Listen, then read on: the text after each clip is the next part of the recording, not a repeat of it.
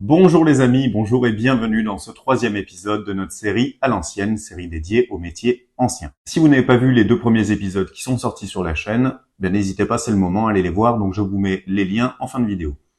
Aujourd'hui, nous allons à la rencontre de Dimitri, qui est un jeune ferronnier près de Nîmes. J'espère que son histoire vous plaira et vous donnera envie d'en savoir plus sur son métier qui est magnifique. Place à Dimitri, je vous retrouve après. Bon visionnage. Ce qui me passionne vraiment, c'est que on part d'un dessin, on arrive à une pièce et quand on se recule avec le client, qu'on est devant la pièce, à la fin, quand c'est fini, posé, peint ou traité, waouh, voilà ce qui me plaît.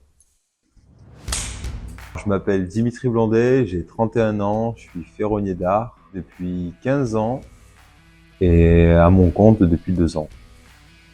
J'ai commencé par rejoindre le lycée des métiers d'art d'Uzès, où j'ai passé un CAP ferronnier d'art. Ensuite, un CAP monteur en bronze. Donc après, j'ai enchaîné avec un apprentissage chaudronnier qui est sur Montpellier.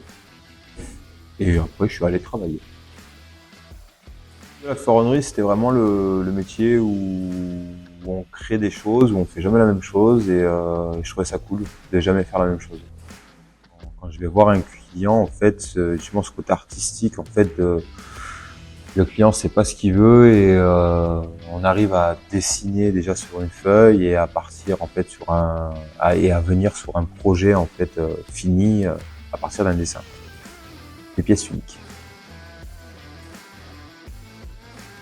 Mon quotidien. En soi, en fait, un client m'appelle pour un projet. Un exemple, il veut faire une grille de défense pour sa maison. Donc il m'appelle, on prend rendez-vous, je vais sur place, je prends des cotes et on discute avec le client. Du style qu'il veut, du rendu final pour la maison, on regarde un peu l'environnement, ce qu'il aime et tout ça. À partir de cet entretien, donc j'établis un devis avec soit on s'est mis d'accord au préalable, soit j'ai fait un dessin si c'est un peu plus recherché artistique. Et à partir de ça, donc le devis, il est accepté ou il n'est pas accepté. Et du coup, on part sur justement la fabrication. Après la fabrication, je fais venir les clients à l'atelier pour validation de tout ça. Et si c'est bon, en fait, ça part du coup en pause.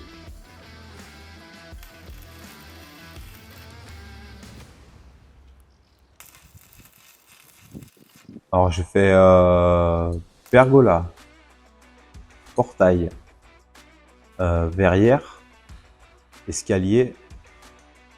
Je fais de la tôle pliée aussi, ça se fait beaucoup pour faire de la décoration d'intérieur. Je fais du luminaire, je fais de l'ameublement. En fait, c'est vaste, c'est très vaste.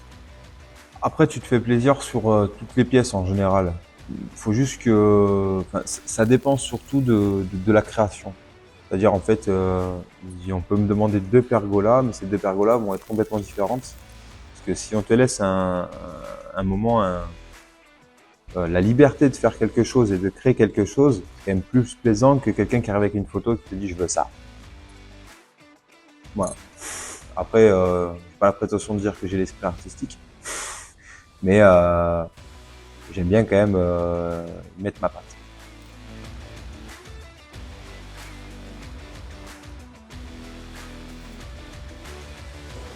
Ce que j'aime bien, ce qui me passionne, c'est surtout le côté moderne. Moi, j'aime beaucoup faire du, ouais, du linéaire, J'aime pas trop cette ferronnerie traditionnelle vieille où c'est trop rococo, c'est trop chargé. Je préfère faire des trucs simples, épurés. Ce qui me passionne vraiment, c'est que on part d'un dessin, on arrive à une pièce et quand on se recule avec le client, qu'on est devant la pièce, à la fin, quand c'est fini, posé, peint ou traité, waouh, voilà ce qui me plaît. C'est juste ça.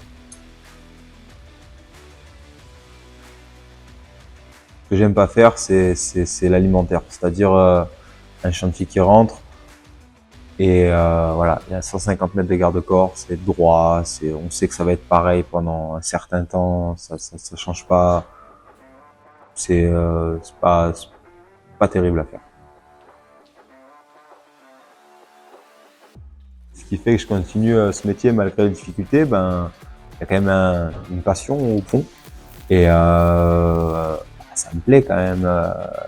J'aime bien quoi. Puis c'est pas comme si on était. Je dénigre aucun métier, mais c'est pas comme si j'étais chauffagiste ou là on est vraiment ouais, on est toujours dans la création. On est toujours, enfin quasiment toujours.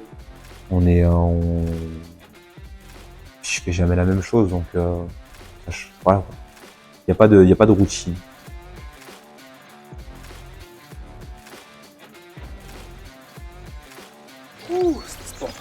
Si je devais donner un conseil à un jeune qui veut être ferronnier ou quelqu'un qui fait une reconversion professionnelle ou toutes ces choses-là, c'est de s'accrocher parce que c'est un métier dur. Il y a tellement de choses à apprendre que je pense que une vie ne suffit pas à tout savoir. Clairement, moi aujourd'hui, ça fait 15 ans que je suis ferronnier. J'en apprends encore tous les jours. Et tous les jours, je fais des erreurs et tous les jours, je change des trucs et tous les jours, j'apprends des trucs. Et il faut être patient, vraiment. Parce que rien que sur les procédés de soudure, sur la forge, sur la tôle pliée, c'est un métier qui est tellement vaste. On en apprendra tous les jours.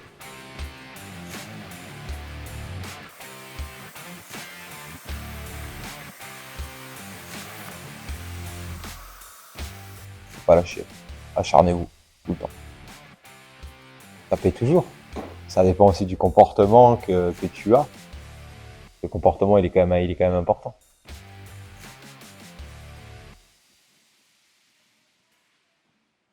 Les amis, merci d'avoir regardé cet épisode. Merci à Dimitri de m'avoir permis de faire cette vidéo et merci à lui de perpétuer ce métier de tradition avec brio. J'espère que la vidéo vous a plu. Si c'est le cas, vous connaissez la chanson. Abonnez-vous, commentez, likez, partagez. Si vous voulez soutenir mon travail, j'ai créé une cagnotte qui est toujours disponible. Cette cagnotte, elle aide la chaîne à vous proposer toujours plus de contenu. Alors n'hésitez pas, chaque don est important. Le lien est dans la description. Exceptionnellement, le prochain épisode sortira dans un mois, le 20 octobre. D'ici là, portez-vous bien. C'était Gordari. Ciao!